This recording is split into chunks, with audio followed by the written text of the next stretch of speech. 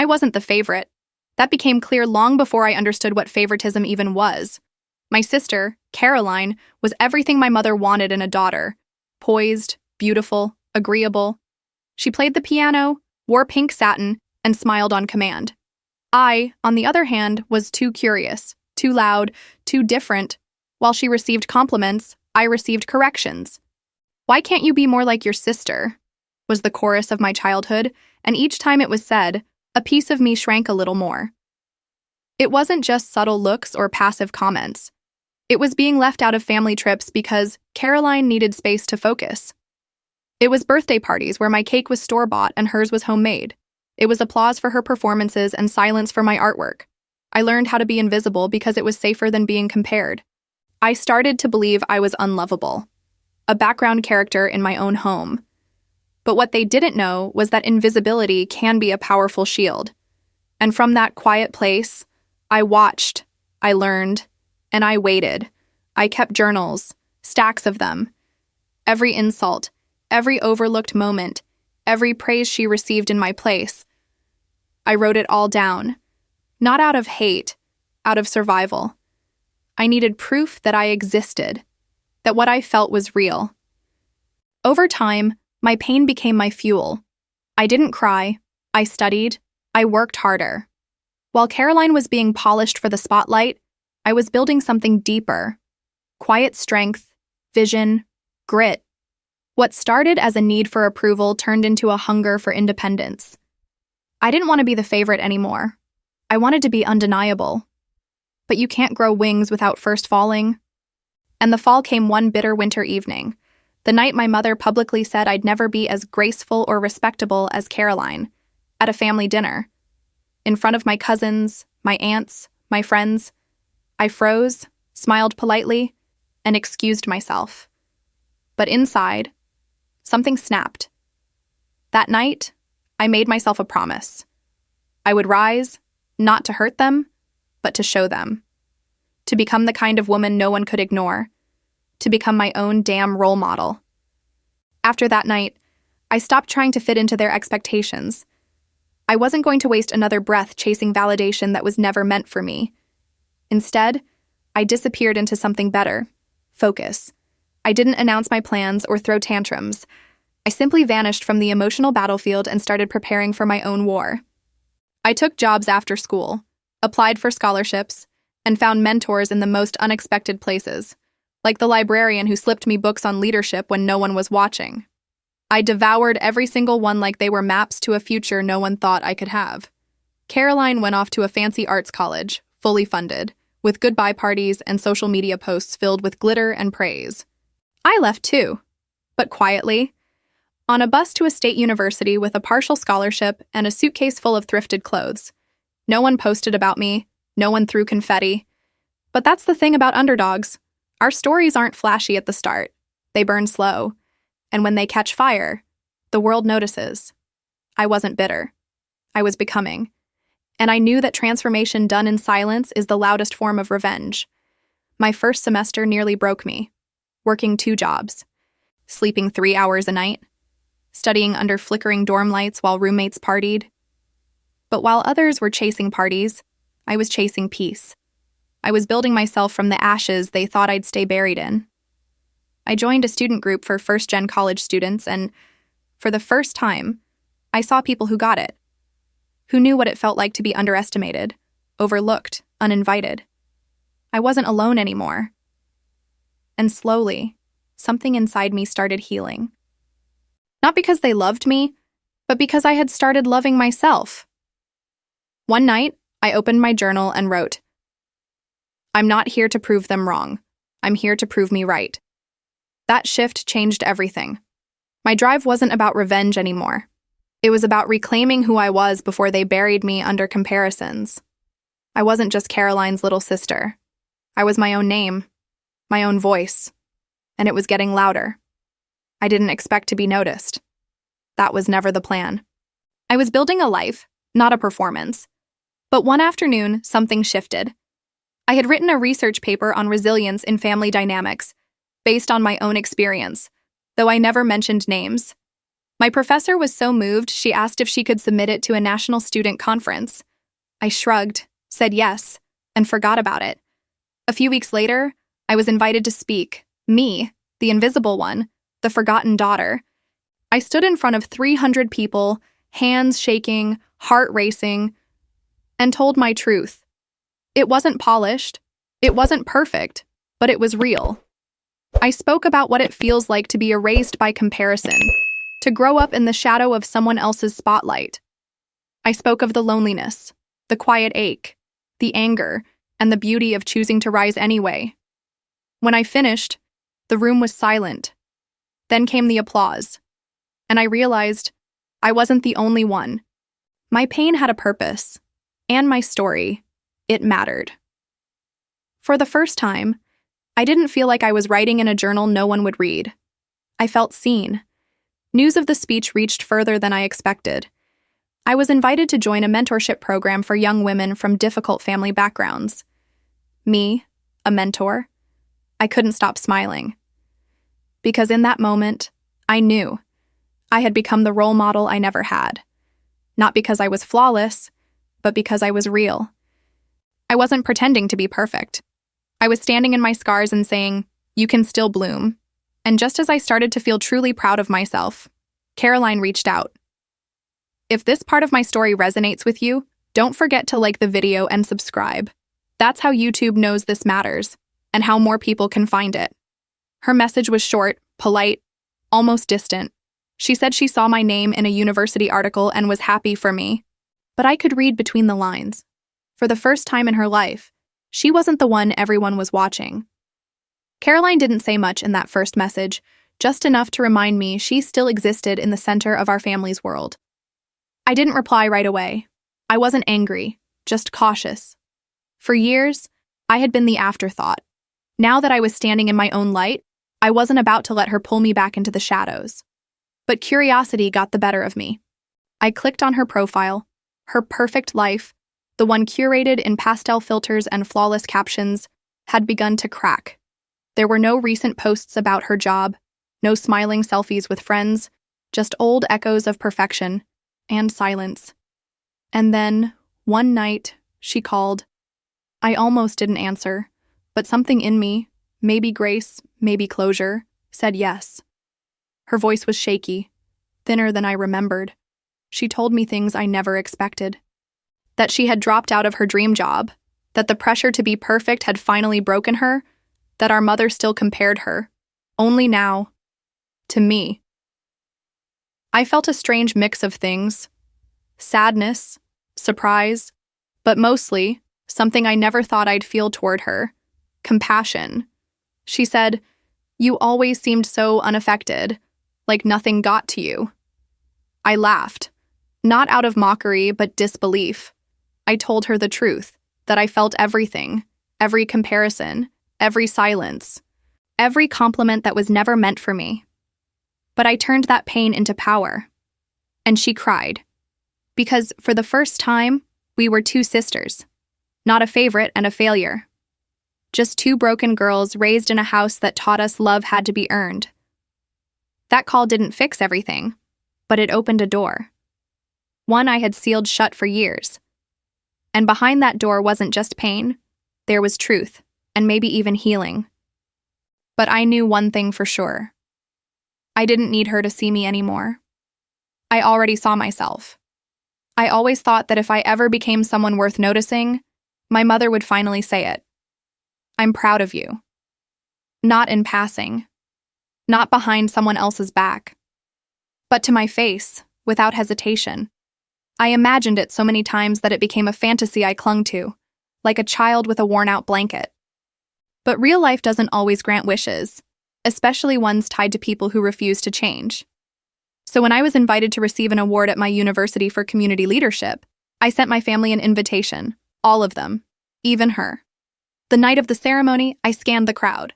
My mentor was there, my closest friends, girls I had helped through the mentorship program, but not my mother, not even a message. Caroline sent a bouquet with a note, "You earned this." Truly. But from the woman who gave birth to me?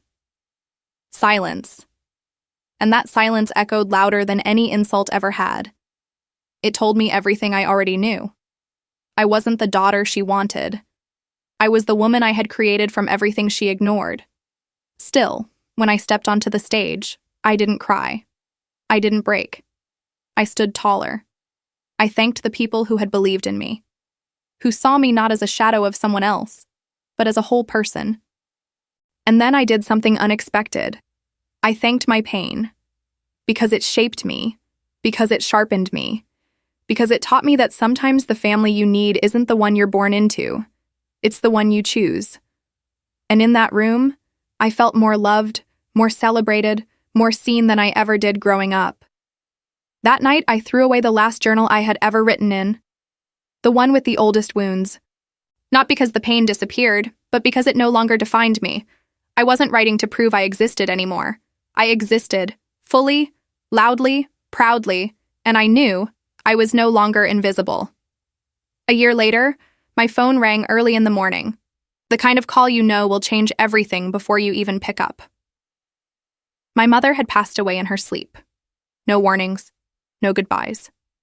Just a voicemail from Caroline. She's gone. I don't know what to feel.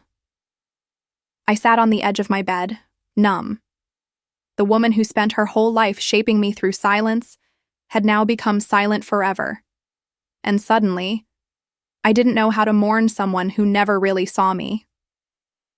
The funeral was quiet, elegant, cold, exactly as she would have wanted. Caroline gave a touching eulogy. Friends of the family spoke in soft, rehearsed tones. I sat in the back, not out of spite, but because I didn't know where I fit in that story anymore.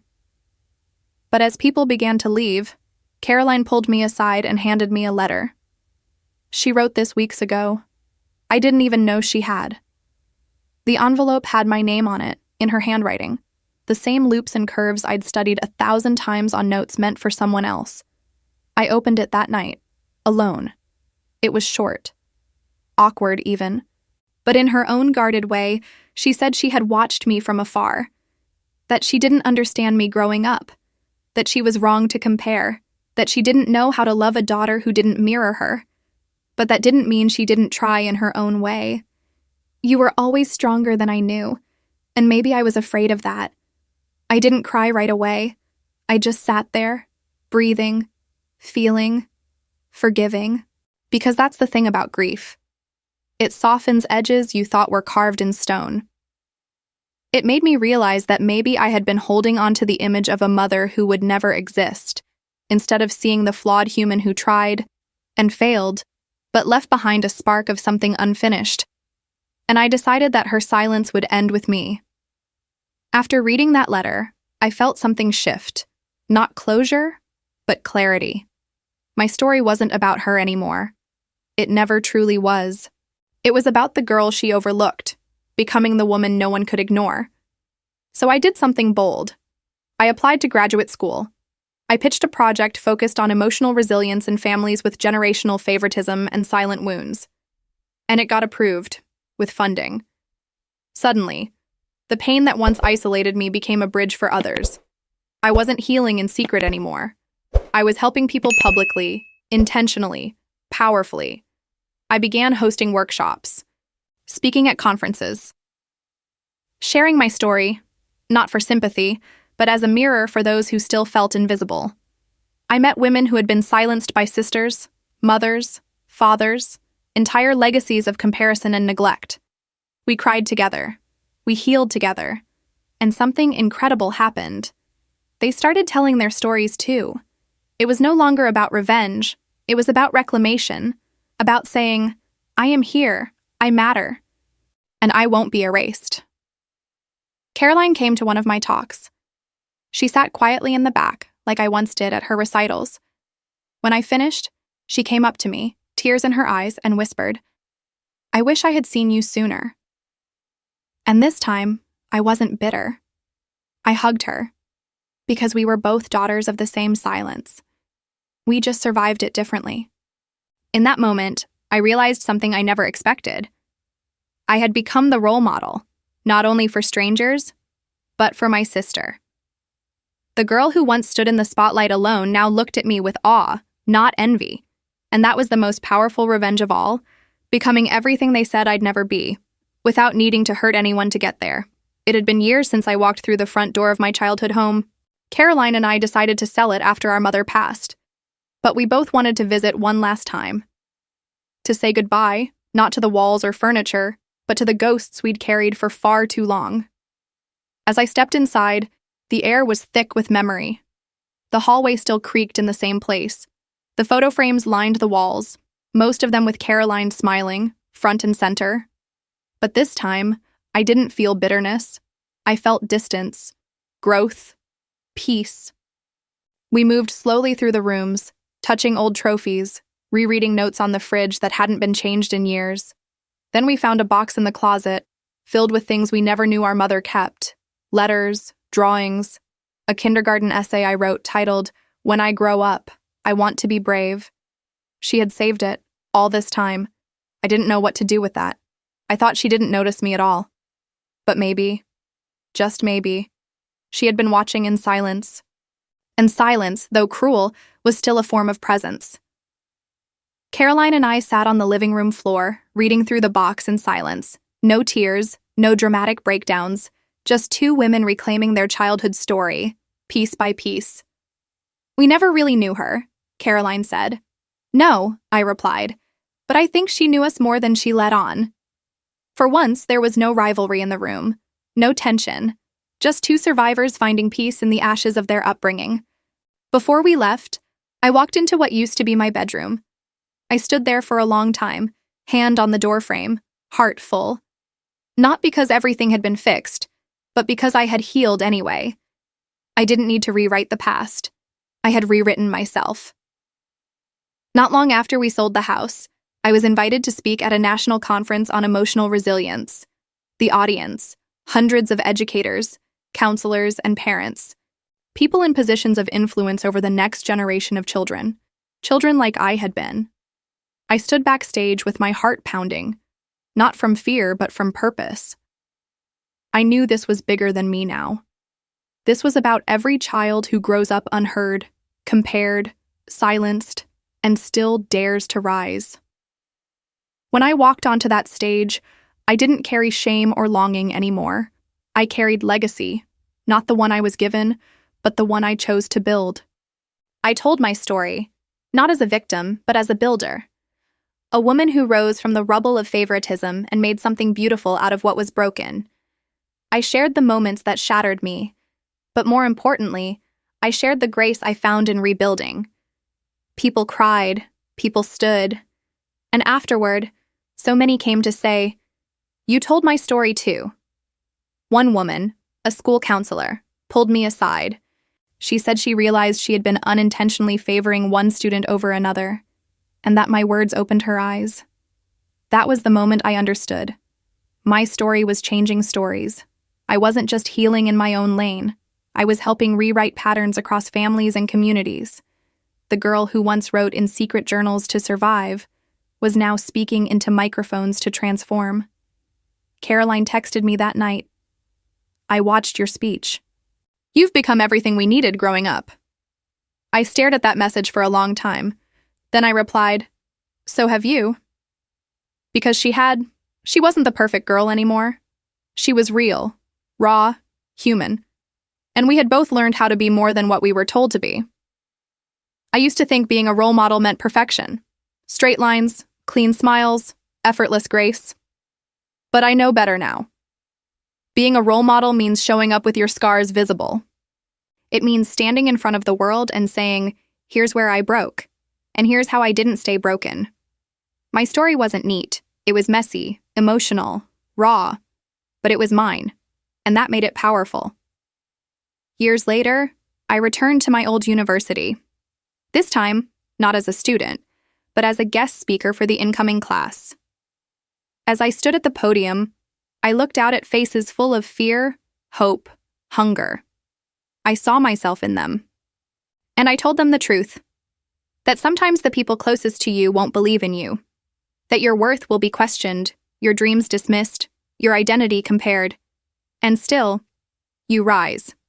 Not to be loved, but to love yourself enough to continue anyway. After the talk, a girl waited at the edge of the crowd. She said, "I'm not the favorite in my family either." I hugged her. No words needed, just presence.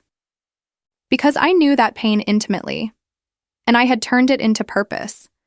I had become the woman I needed when I was a girl, and that, to me, was everything. If you've ever felt invisible like I did, leave a comment below. I read them all. Don't forget to hit subscribe and turn on the notification bell.